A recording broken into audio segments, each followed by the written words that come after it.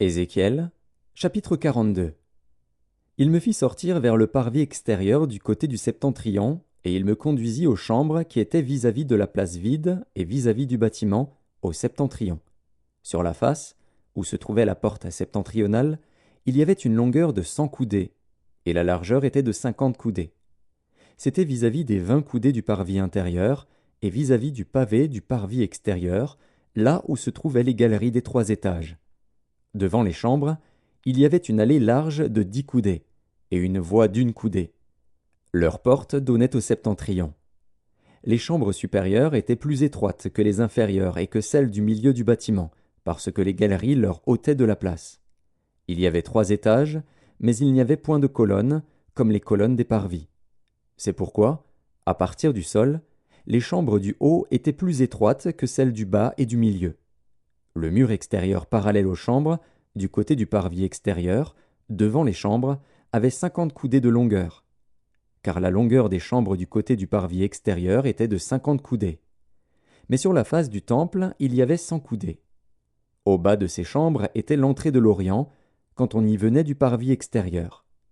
Il y avait encore des chambres sur la largeur du mur du parvis du côté de l'Orient, vis-à-vis de la place vide et vis-à-vis du bâtiment. Devant elle, il y avait une allée, comme devant les chambres qui étaient du côté du septentrion.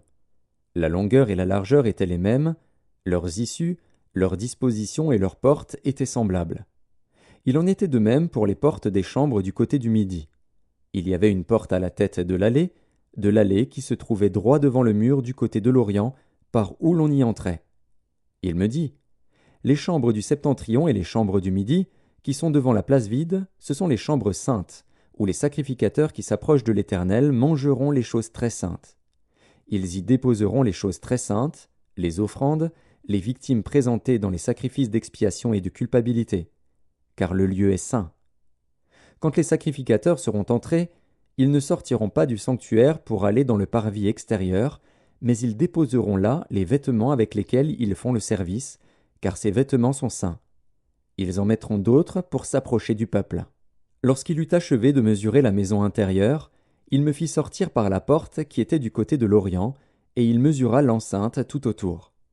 Il mesura le côté de l'Orient avec la canne qui servait de mesure, et il y avait tout autour 500 cannes. Il mesura le côté du septentrion avec la canne qui servait de mesure, et il y avait tout autour 500 cannes. Il mesura le côté du midi avec la canne qui servait de mesure, et il y avait 500 cannes.